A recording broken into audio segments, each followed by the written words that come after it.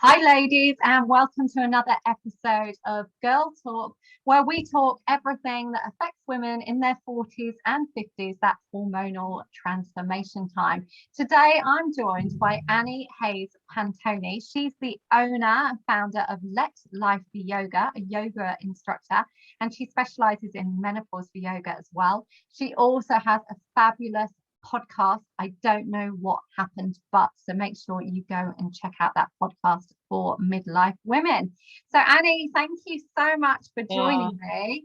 My pleasure, my pleasure. It's been great. Annie and I met on Instagram a while ago, and we managed to get together the other week to record a podcast for you. So now I just felt I needed to talk to you about your own menopause journey, but also about yoga and how yoga can be so beneficial to women. So Annie, tell me a little bit more. What was your hormone journey like?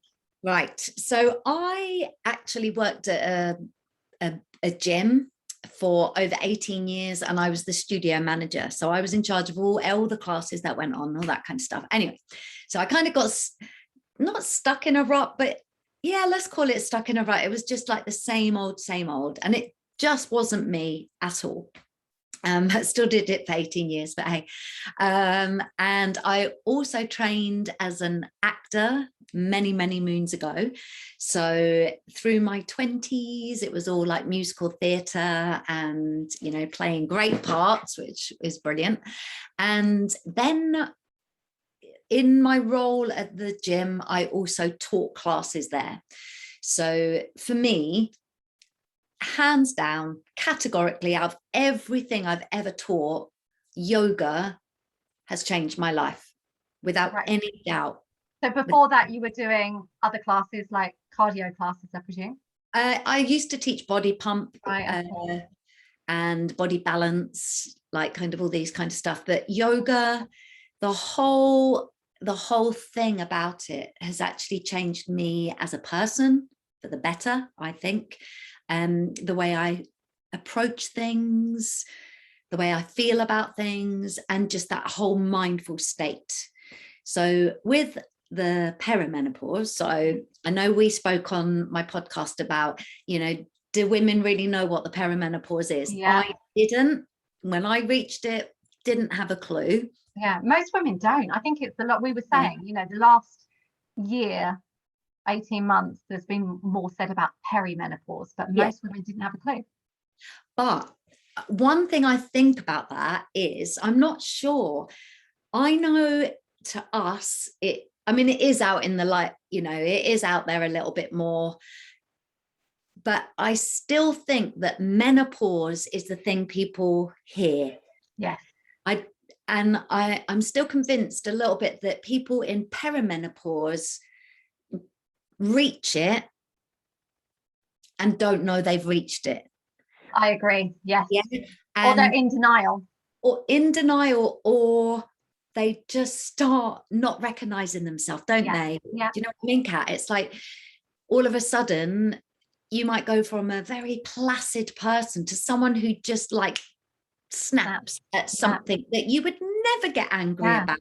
Yeah. Or I had loads of times where I would go and be at the gym and work, and as soon as I got in my car, I would bawl my eyes out, and it was like, what the hell is wrong with me? What's wrong? Yesterday I was crying for no reason. I just thought I was driving home from the gym, same thing, and I was really tearful, and I just thought I want to cry. I phoned my mum after, and she said, "Are you okay?" And I said, "I just needed to cry."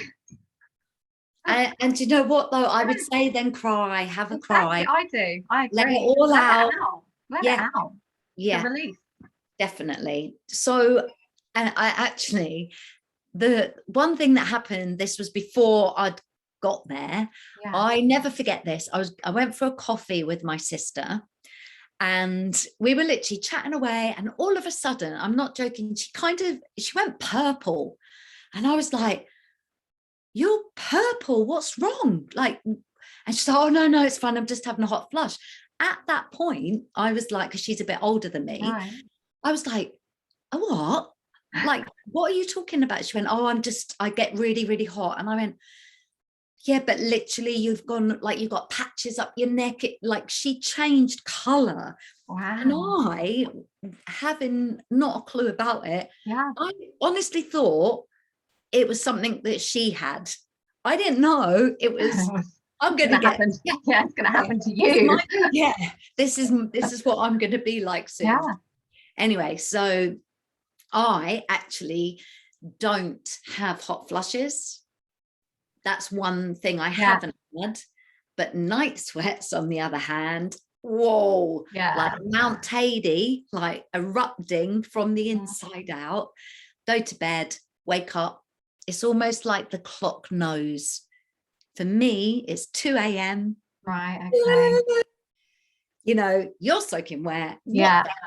And you're just literally like, what? Yeah. And you're ripping. It's like, what is that? Yeah. So all of this started happening to me. And I think, no, I'm not going to say I think, I know. I was 45 the first time I started to think something was wrong. Okay. And I went out with my family, and it was a birthday, mine. And all of us given the menu, a restaurant I've been to loads of times, got the menu. Honestly, Kat, I was literally like, can you read this? I couldn't see. Can you all read this? Have they changed the print or the lights? And my brother gave me his glasses and I was like, I don't need glasses. Oh my God. Yeah. I had 20/20 vision only a year overnight. before. It literally went like that. And I was like, oh my God. You know, the little print in the back of magazines where it tells you I didn't even think that was meant to be read. I thought it was just the small print. It's like, oh, people can read this, honestly. So that was my when I go out with the girls, we all forget our glasses because our handbags aren't big enough, and we end up using our seeing who's got the best eyesight, and then using our phones as torches. It's very embarrassing to hope that the light picks up. And don't you find, Kat, that you're looking at something and you're squinting and it's like, oh my God, just bring your glasses out. Yeah, exactly. You know? Yeah. So that was the first kind of something's going wrong here. And then it was hot flushes, but then it was also really, I felt really depressed. Yeah. Really depressed. Even to the extent of at some point between 48 and 50, and nothing to do with me being 50, like bring on 60, like that doesn't bother me in the slightest.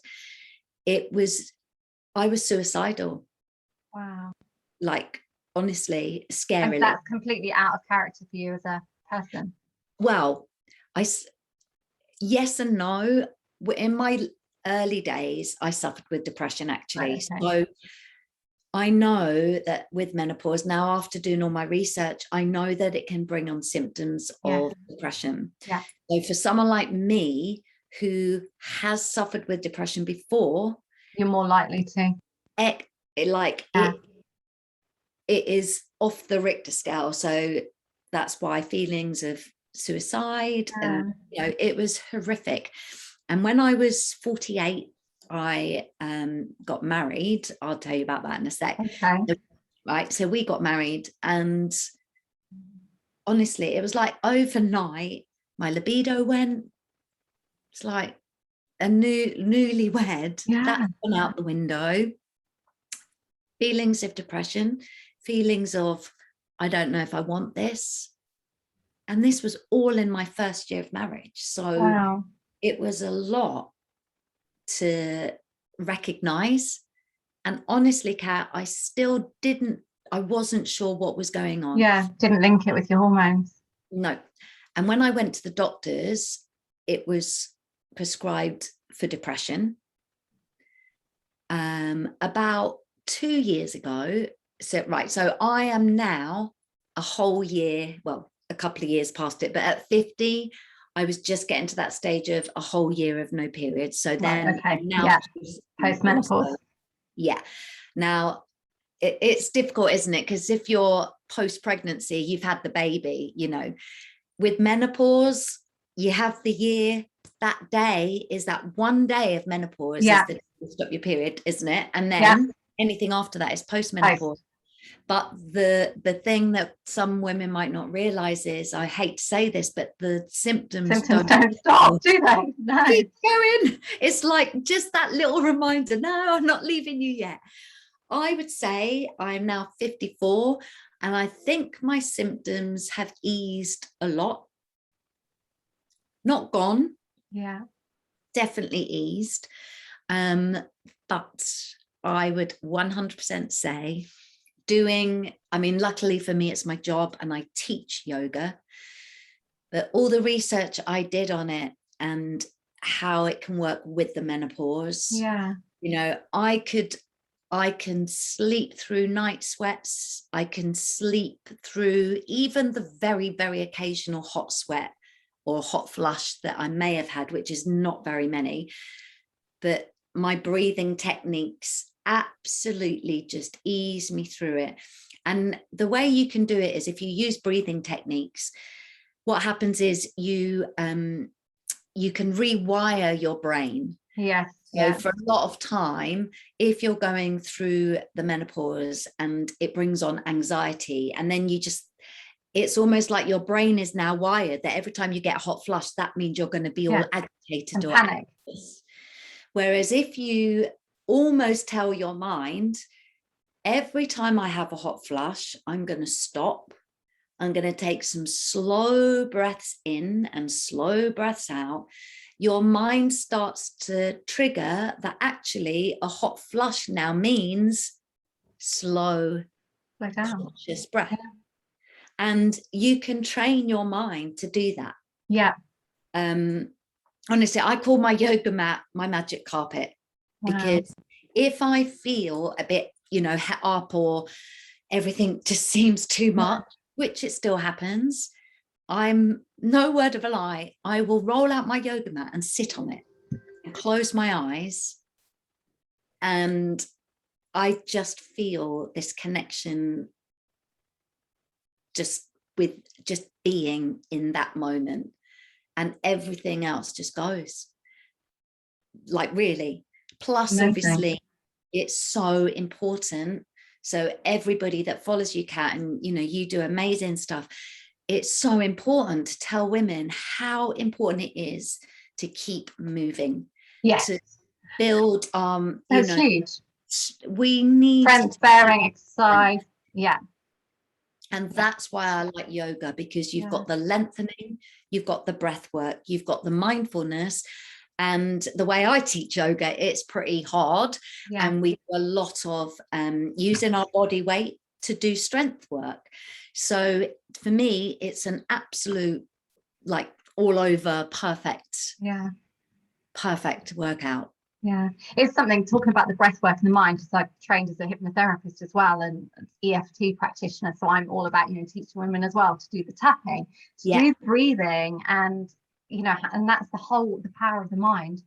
Yeah. Everything goes back to the mind, all the anxiety and depression, they're just thoughts in our mind. And yes, it's the hormonal fluctuations that can trigger them or push us down that route. But there's so much breath work, like you say, meditation, yoga.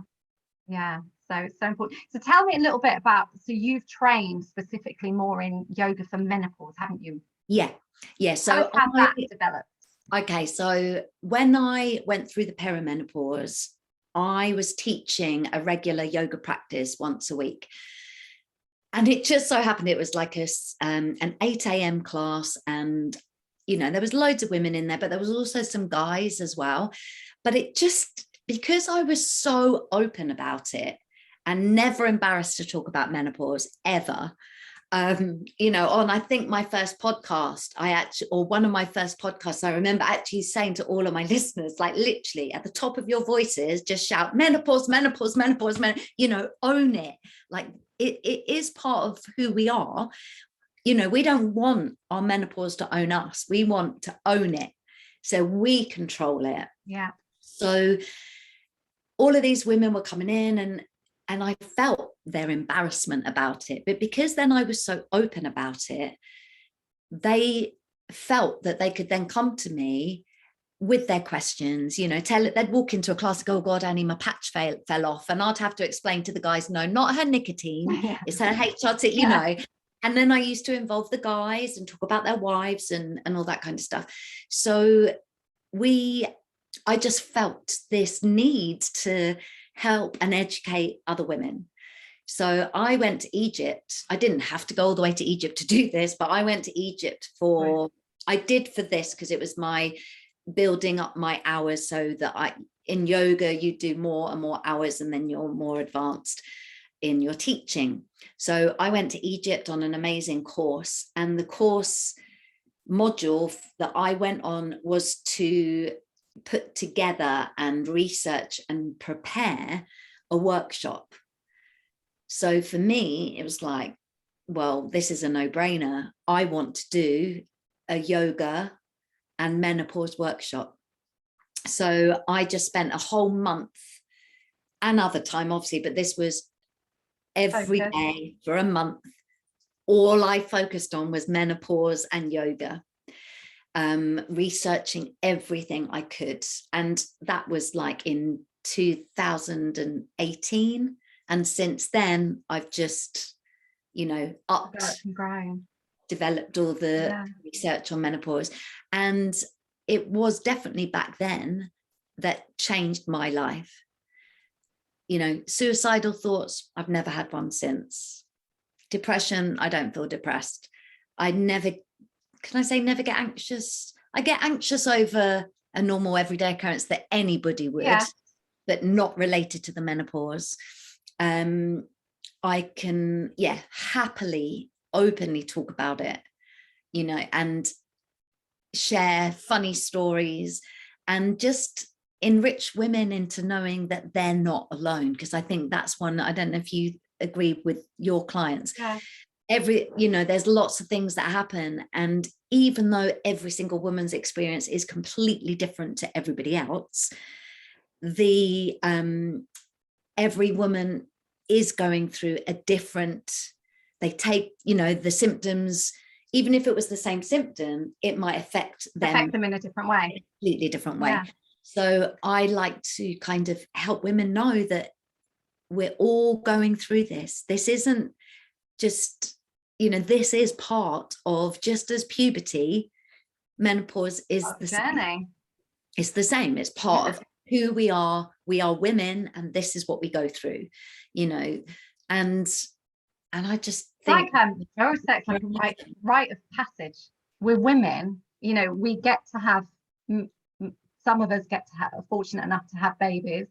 And then in the next phase is this menopause. It's a rite of passage, so we should enjoy it or embrace it some ways. Well, definitely. And the reason I'm so passionate about that is because it isn't like it's only like a cold that will last for a few, this can last for years. Up to 12 years for some women. I think it's scary that some women almost put their life on hold and say, I'll start living again afterwards. No, live it now. Definitely.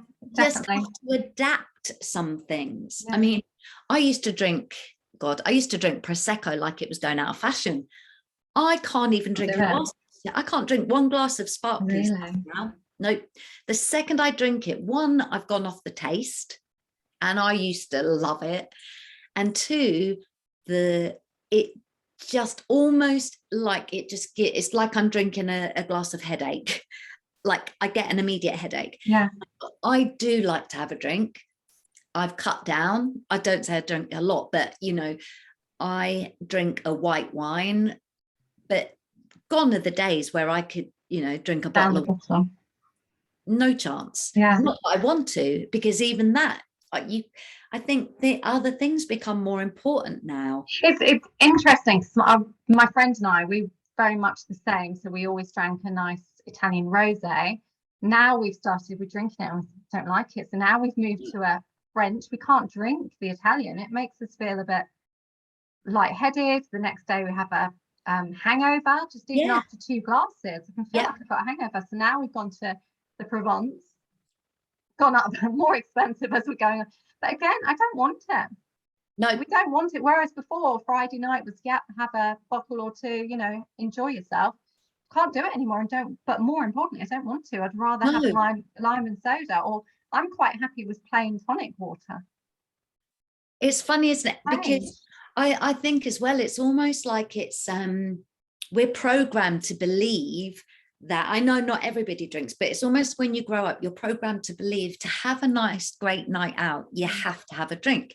So that's what we do. Yeah. And it's not till you're older that you just think, hang on a minute, I can have a great time. Now, don't get me wrong, there are times where I actually think I really fancy a lovely glass of wine, then brilliant, I'll have it.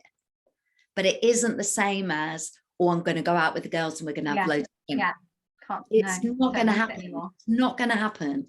And it's almost like, well, one, I would never be able to get over the hangovers anymore. And I don't want to have to.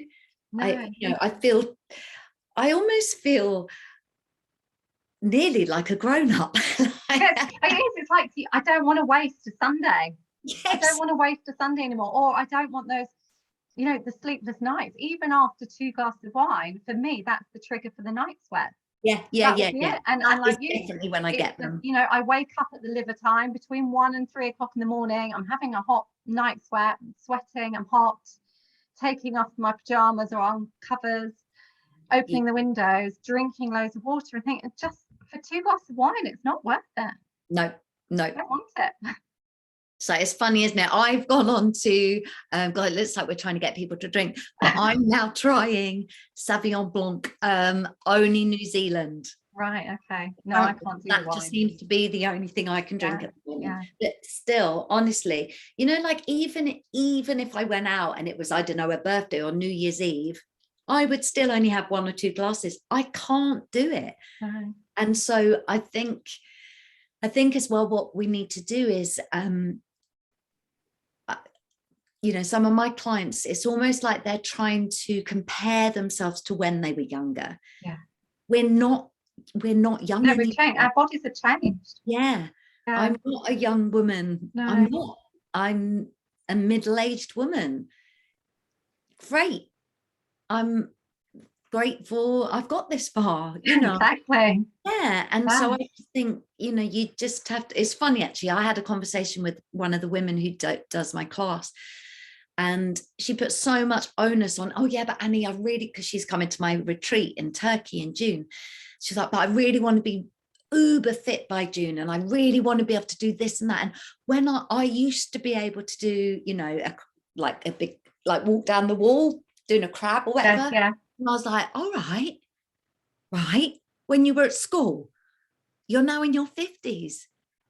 At what point do you need to be climbing down a wall doing a crab position? Why do you want to do that? Oh, but I bet you can do it.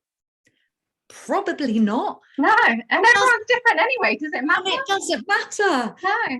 Oh my goodness. And I said to her, listen, I'm your yoga teacher. I can't do every single pose anymore.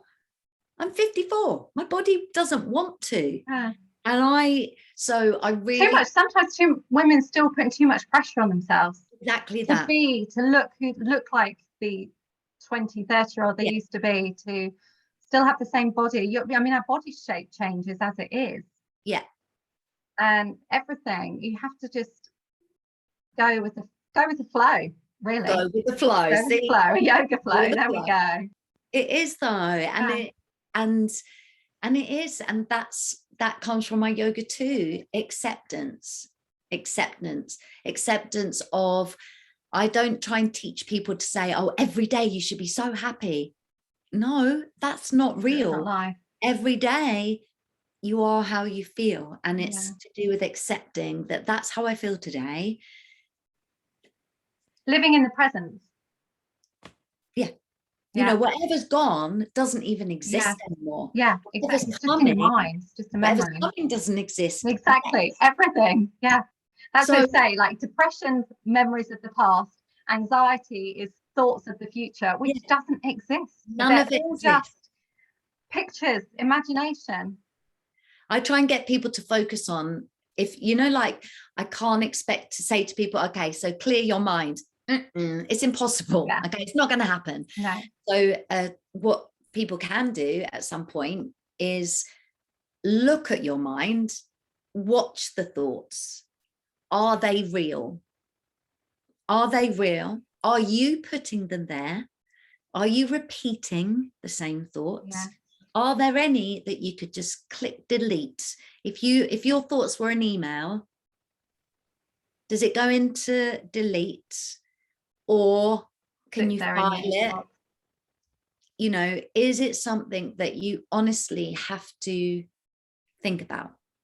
Yeah, that's a really nice way of thinking of it. Well, so that even if you have got a busy mind, instead of it taking over you, you control Take it. control. I named my mind Bob.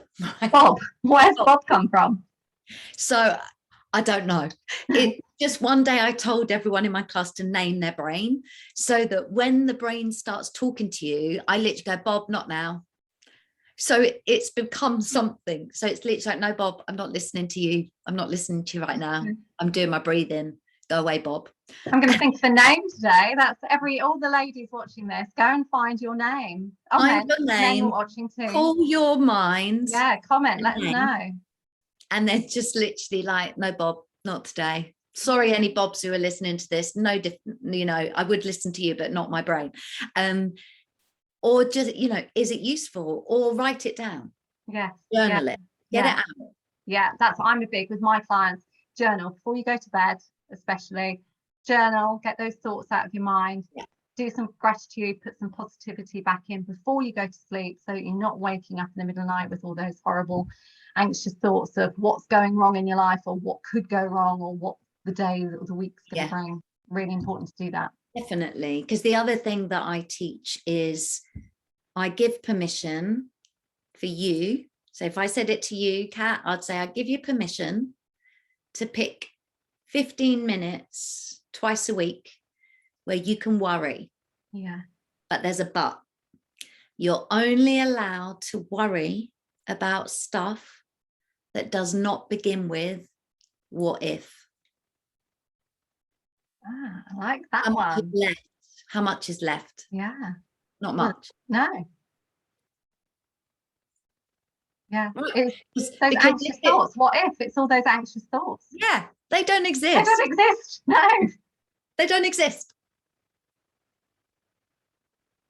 You know, we might have a really big thing to worry about that will happen in life, because that's life. So that. Yeah.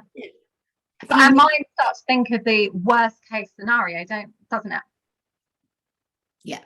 Especially as women, we overthink everything. Yeah. But I really try not to now. Yeah. And if I feel myself, you know, I'm human, obviously, I worry. But if it becomes something that's taking over me, I choose to take over it. Yeah. And I own it. So just like menopause, I own my menopause. I'm proud of it.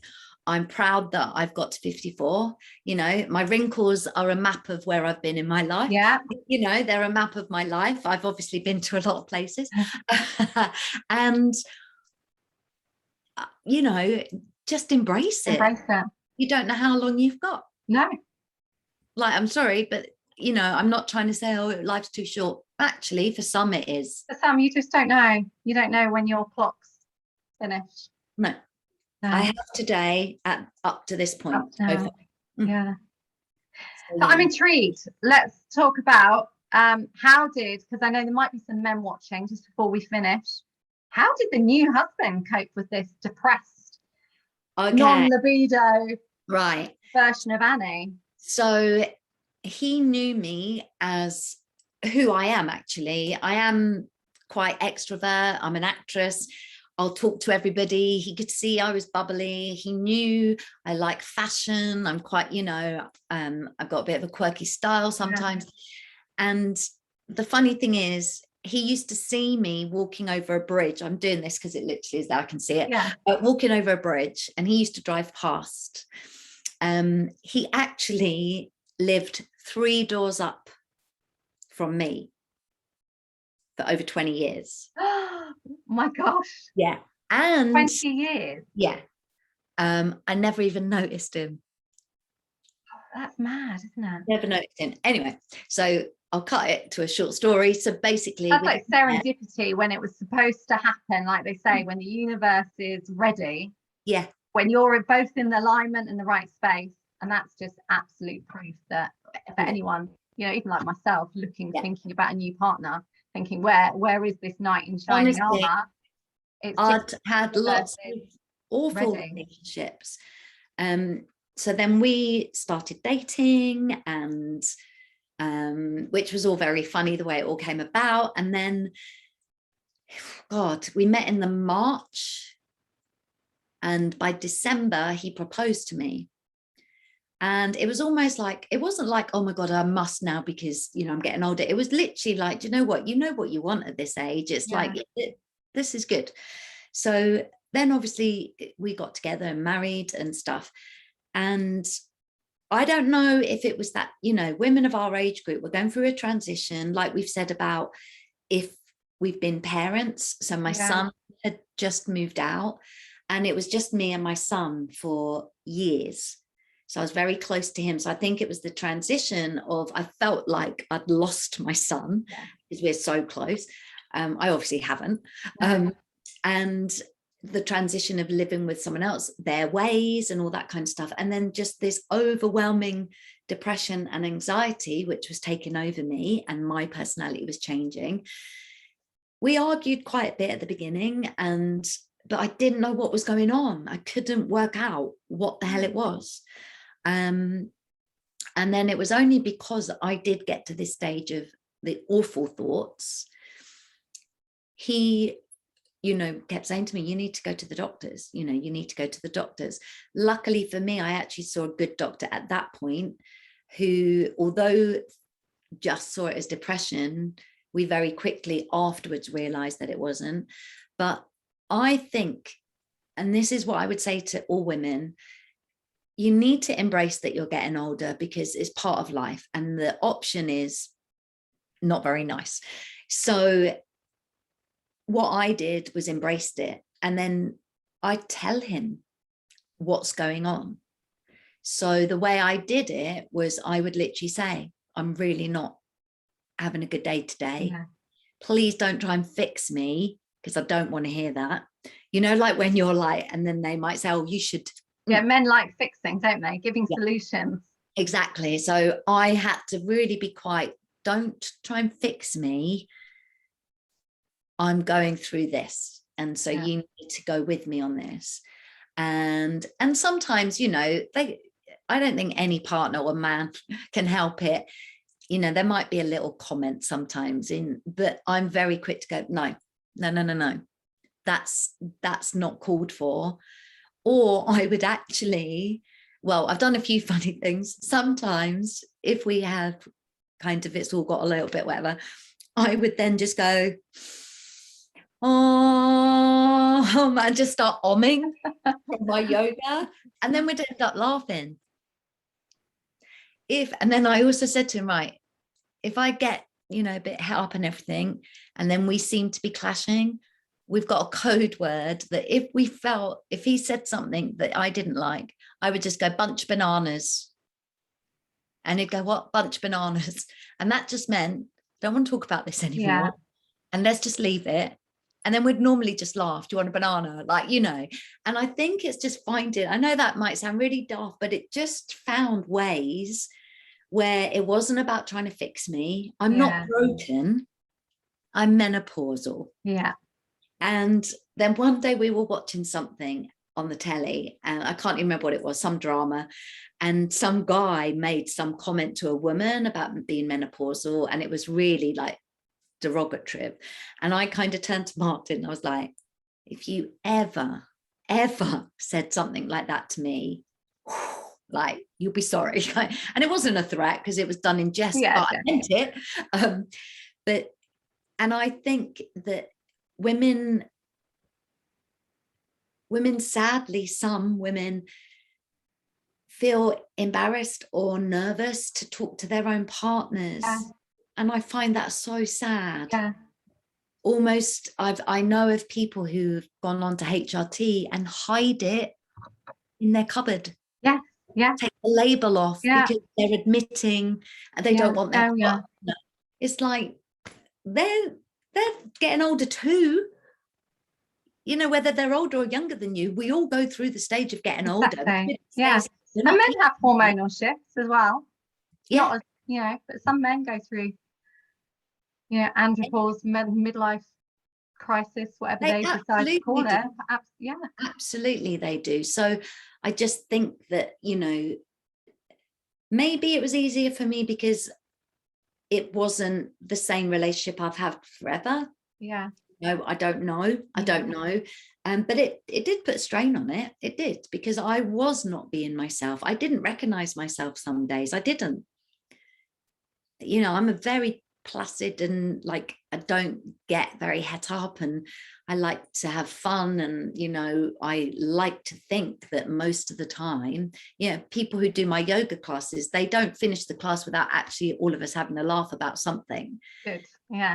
We always have a giggle. It's fun, hasn't it? Yeah. You know, I take yoga philosophy and practice really seriously, but that doesn't mean I don't have great fun while I'm teaching. And, you know, and I get to know people very well. So I can, you know, have a joke with them about it. So, and I'm, you know, I'm happy to say to that, you know, there's been days where I'm teaching a balance position and I'm off my mat, nearly on the floor. And I'm like, you're the teacher. Yeah.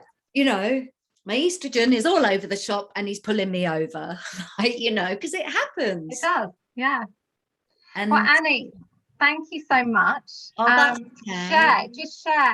Share your 2 top tips for coping through the menopause transformation. I would say probably to be kind to yourself